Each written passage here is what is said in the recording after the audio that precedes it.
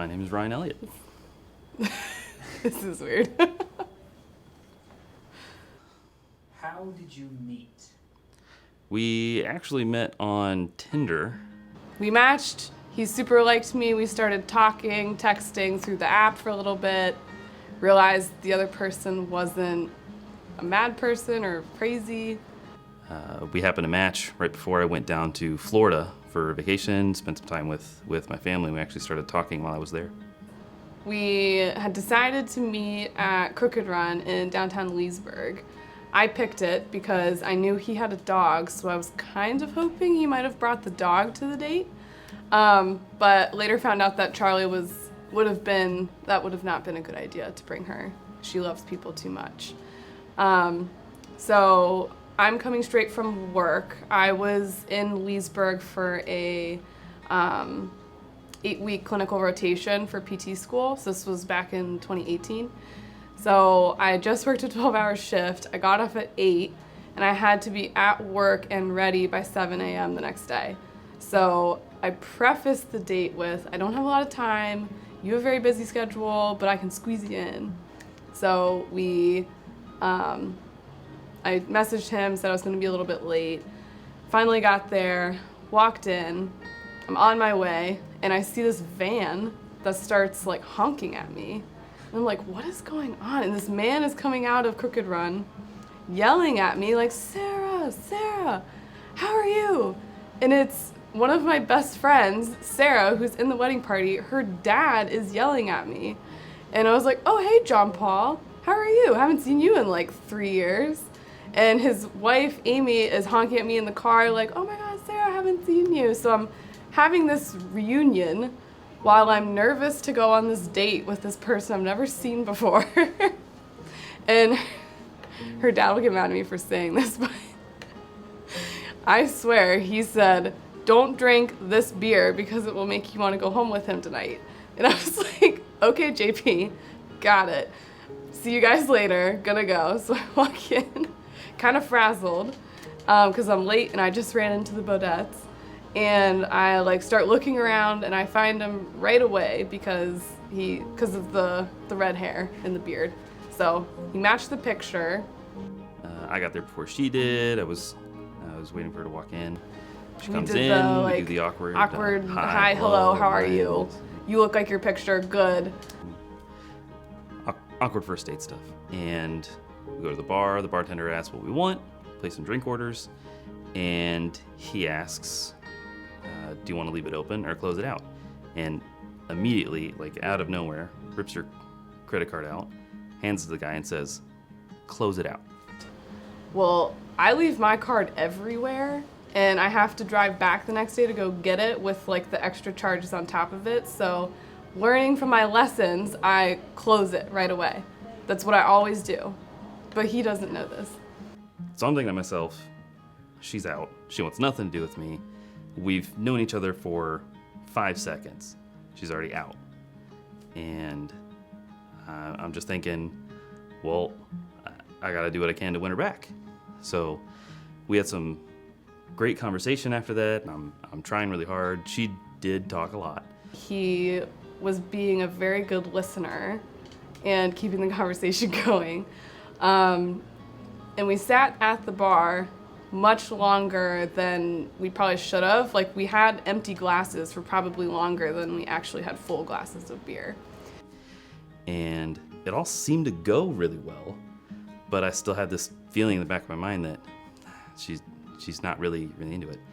And I was like, this was really good. We should do this again. Like, sorry we didn't get to talk for that long, but like next Tuesday I get off like at noon, so we could do like dinner or something somewhere. I had a great time and we should do this again. I'm just thinking, okay, sure, I'm never gonna see her again. But she meant it, and we definitely did. But I thought he might have thought that I didn't really like him, so I messaged him when I got home and said, yeah, let's do dinner. And then we did. You know, throughout the conversation, I just had an attraction towards her. I thought that she carried herself really well, and she seemed very passionate about, you know, the things she was talking about, like PT school and running, and signing up for the half marathon, and I mean, the first thing I noticed about her was her smile. Yeah. Cut to her smiling. I knew I was in love when Ryan made me say it. We both knew we were in love at the same time, but neither of us was willing to say it first. Thanksgiving 2018. So we were both up here. She was home visiting her family. Her family lives here, and I was undecided about whether or not I wanted to go back to Florida and see my family or not. And was kind of really hoping, you know, things were going really well, and I was really hoping that I would get to meet her family over Thanksgiving. And luckily enough, I think actually her mother invited me. And I don't think I really told him how big of a deal it was. Like, Thanksgiving in my family's like a bigger deal than Christmas because we get together, or the whole white family gets together, and that's really the main time that we get to see everybody. And they all come down to Leesburg, or our old house in Leesburg. But they, so I ended up giving him a photo and told him to memorize everyone's names. And I think that's when he realized how big of a deal it was. But like the effort he put into memorizing those names, and he even like asked for my help to get dressed that day, and he like went through the trouble of making this like secret family recipe called thunderberry pie. I'd stayed up all night the night before, like baking a fresh pie, and so he made this like beautiful latticed pie. Looks like he got it over at like Mom's Apple Pie or something. Handmade, everything. He was basically pushing me out the door that day to go meet my family. you know, trying to be a good guest. And I show up, and her father and her uncle are both wearing bright red wigs when I walk in, to really make me feel at home. He connected really well with like everyone there. Everyone seemed to like him. Like my parents really liked him. Just that the whole day went so well, and something that's really important to me in a partner is someone that is close to their family. I'm very close to my family. I love them very much. I don't get to see them as often as I'd like to, but seeing her interact with her family, and also me getting along with her family and telling stories and just having a great time, you know, I knew I felt very strongly about her before that, but that sealed the deal for me. So we went back, and we were just kind of like decompressing from the whole day of just so much family, so many questions, like catching up on everything. And we just kind of laid there, and he was like, I want to say something, but I want you to say it first. And I was playing hard to get, like, I don't know what you're talking about. And so he finally got it out of me, and so I said I loved him first. And that's how I knew it was everything he put into like Thanksgiving and wanting to meet my family and how much my family loved him. How did you propose? I thought about, well, I was looking at a calendar and trying to decide when the right date would be, and it was basically December 14th. Like that was the day, otherwise it'd be too close to my birthday or Christmas or New Year's, and like it was either that or March. And she had also dropped some hints about trying to plan a surprise birthday party for me. So what she didn't know is that I had already planned out this whole day of proposal and bar crawl and all that, and arranged to have all of her friends and family there. It was gonna be Ryan's 30th birthday, and he kept saying he didn't really want to do anything, and not a lot of people would be able to be around because his birthday is so close to Christmas. So I wanted to throw him some kind of surprise party because Ryan loves surprises. And so I was trying to get him really good. So I said absolutely nothing to him, but behind the scenes, me and his now best man, Sean, were concocting like, okay, we should do like a bar crawl, but we have to start at fireworks because that's like his place.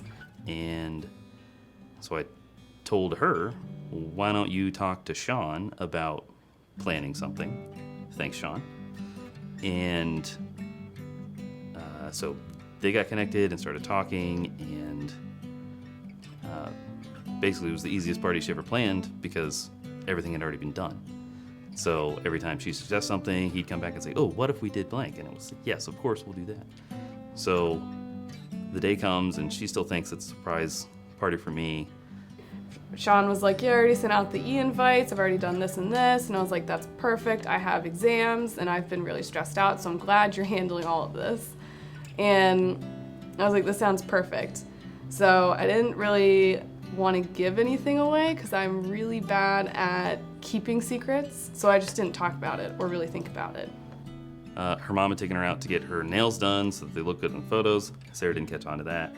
And then the day of, that morning, Sarah's mom took her out to get her hair done at like a blow-dry bar. Still didn't catch on. So we're driving to fireworks, probably a little bit too fast. We get in the car, and Sean's like, he sends me a text like, you need to slow him down. We don't have everyone here yet. And I was like, oh, well, we're already in the car, and he's going like 67 on Route 7. Like, he's speeding. I don't know how to get him to slow down. So she's trying to get me to slow down, but I'm just too excited. So we get there, and we went back to Crooked Run Brewing, which is right next door to Fireworks, back where our first date was. And I had a photographer friend there waiting to take pictures.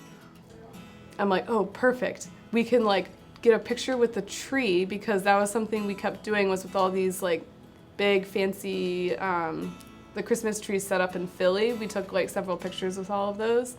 And so I was like, okay, we'll take a Christmas tree picture. And so we did, and I was like, this is perfect. I'm slowing him down, like making sure everyone's gonna be there. And then Ryan just like, we hug, we take a couple like selfies. We got there, and I had planned this perfect speech. It was raining, we were gonna laugh, we were gonna cry, we were gonna have an amazing moment, and I forgot everything. Had no idea what I was gonna say. I fumbled around, and he starts telling me how much he loves me and like the future, and like he gets a little teary-eyed. I started getting a little teary-eyed because he was being so cute, and then all of a sudden he like starts fiddling with his pocket, and I was like, what is he doing? And then I started like putting the pieces together, and I was like, is he pulling out a box? And I'm like putting all of this together, and then I realized he's sitting, like he's down on one knee in front of me, and I'm like still thinking like, that's weird, my mom did tell me to go get my nails done with her like 2 days ago. This now makes sense. And then she was really adamant about getting our hair done this morning, and I thought that was kind of weird, but didn't think a whole lot of it. And then I finally just got down on one knee and asked her to marry me. So I left Ryan down on one knee for a little while I was trying to piece this all together, and realized that I was actually the one who was caught. And so, yeah, I finally said yes, put all the pieces together, and we just had a nice little photo shoot. Was yes the first thing she said? No, Well, the first thing I said was my mom tricked tricked me. But eventually she did say yes. What I did end up saying was yes, of course. Once he was like, are you gonna say something? I feel weird talking in front of you. Are so good looking. Yeah. You're such a joy to be around. I want it to be official. Like, we keep talking about how we're gonna do this, how we're gonna do that, and then we're actually gonna do it. We've done it. Yeah. We're married. Like, yeah, it's done.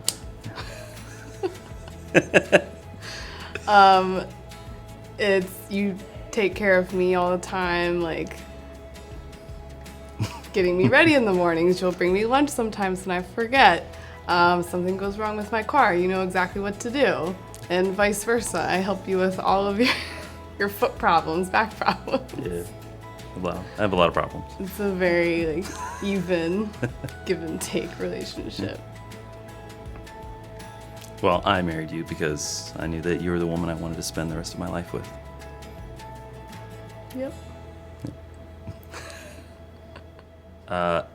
I think our families have gotten along incredibly well, and they have been such strong supporters of everything we've tried to do this year. You know, from the moment we got engaged up till, you know, through now,